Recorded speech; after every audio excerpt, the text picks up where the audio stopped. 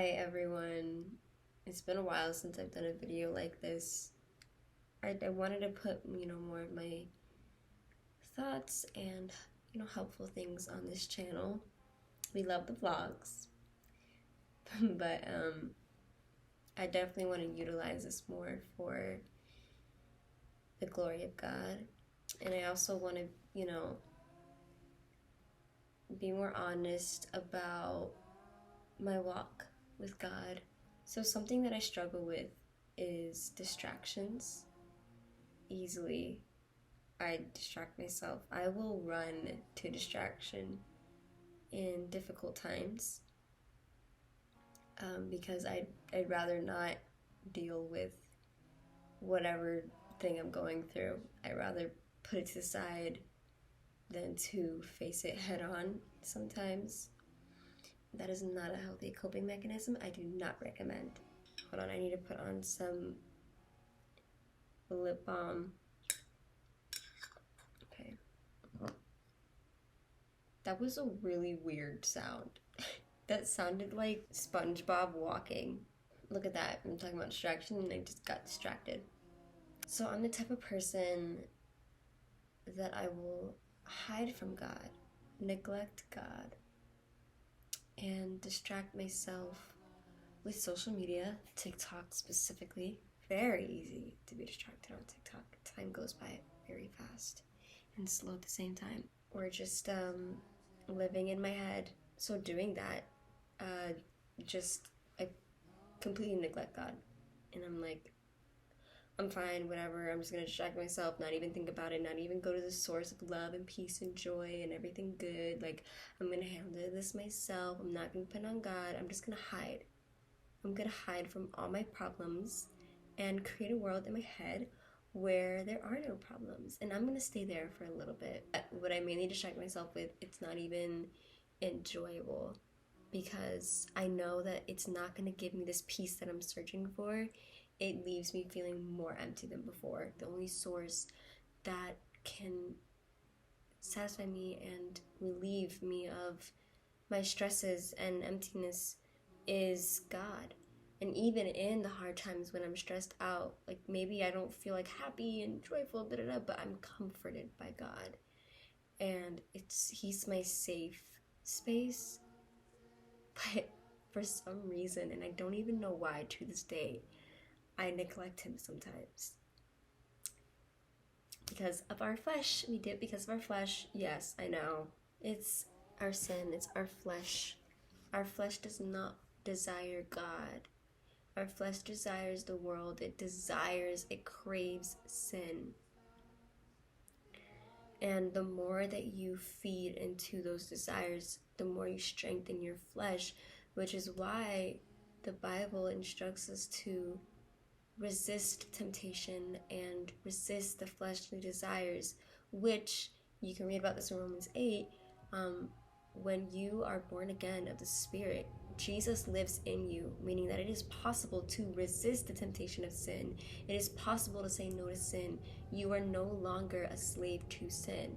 You're no longer under sin. You know what I'm saying? Like, sin is no longer our master. Instead, God is our master. So we can say yes to the things of Him. We can obey God. And so it's easier to obey the fleshly desires because we've already spent majority of our lives, being chained to it, and, we're born in sin. And it's easier to give in to the temptations of the flesh because those desires can be so strong. But it doesn't mean that it is impossible to say no to those desires, no to acting upon those desires. God gives us the wisdom, the strength, the discernment to say no, to turn away, and to turn to Him. And it's like I have to remind myself that, like, it's possible. Even if I don't feel God, even if I don't feel happy, if my faith is maybe lacking, if I don't feel enough, whatever it is, I don't depend on me.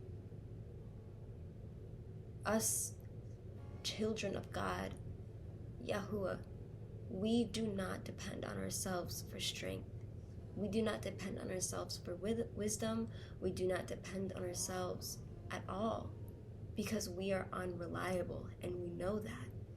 We depend on Yahuwah, Elohim, because he has proven himself to be faithful, consistent, and obviously, he is above all. He's the creator of the universe. He's the creator of all things good.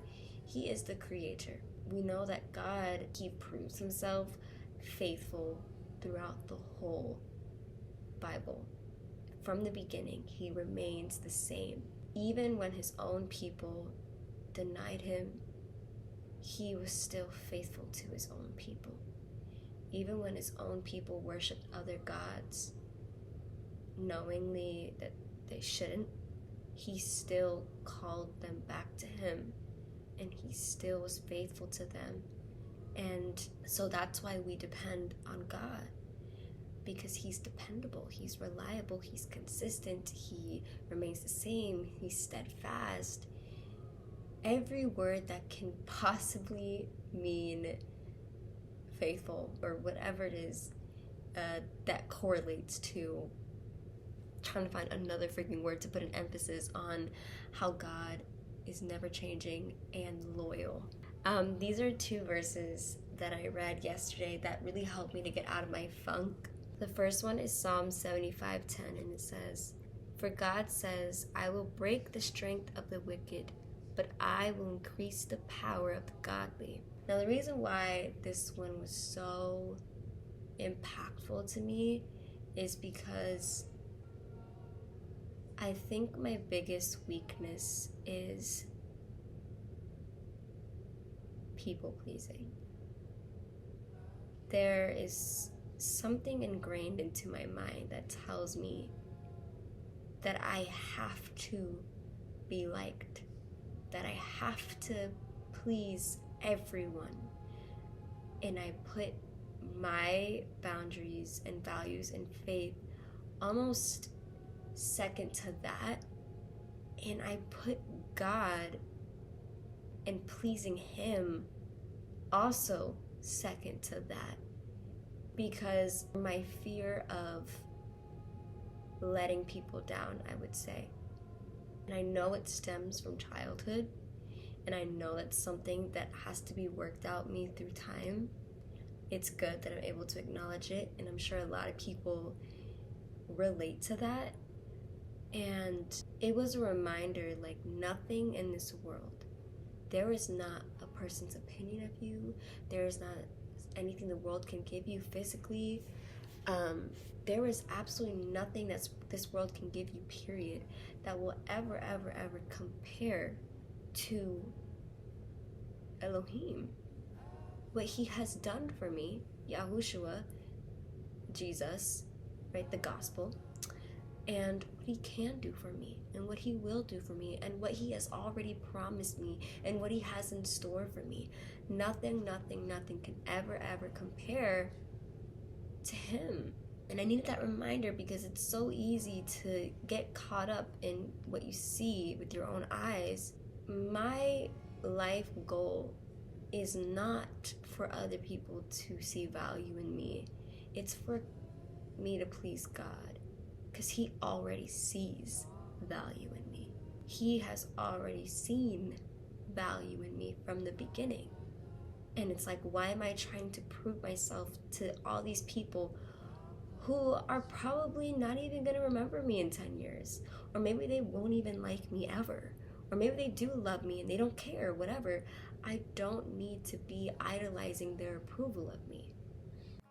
And you, babes, if you relate to this too. I'm using a lot of I because I'm just like kind of rambling, but replace the I with we. If you relate to this, we in this together, and we're going to get through it together. And so I feel like that is also a huge distraction for me, is people pleasing and living to cater to society's standards. But I know that being a child of God, a lot of what society stands for is something that we cannot stand with.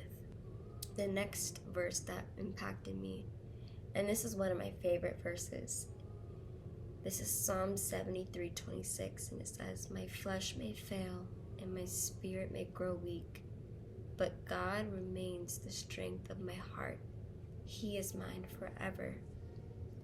And as I was saying before, Elohim is completely dependable, unlike us. Thus is why He is our strength. He is the source, because we're going to grow weak. And this is encouraging, because when you feel physically yourself weakening and spiritually yourself weakening, it's that true moment of the testing of faith, because you can physically feel it and you are like, oh my goodness, I am weakening, what do I do? When you're so used to like fixing everything yourself, it's a very like testy situation. And in that moment, this gives me hope, and I'm like, oh wait, I don't need to rely on myself anymore, because I have God and I know Him and He knows me, and there's a relationship there, and He cares for me. You know, even when I fail Him, even when I am weak, He doesn't leave me when I'm weak. He doesn't just leave me in a ditch. He pulls me out and He gives me the strength. He never ever leaves us. And we see that with Israel throughout the Bible. I mean, the amount of times they've left Him, but He never, or the amount of times that they have left Him, but He has never left them. What the frick? The amount of times that they have left Him, but He has never left them. I think I said that right all 3 times. I don't know. He's not a God who needs you to prove yourself to Him. He's not a God that leaves you when you're not perfect or good enough. He took us in as we were before we were sanctified, which is beautiful. It really shows God's character and God's love for us, which I think a lot of people don't see.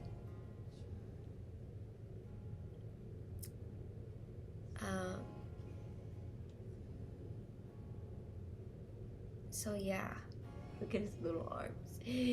Ooh, look at that. Ooh, he's so cute. Don't lick me.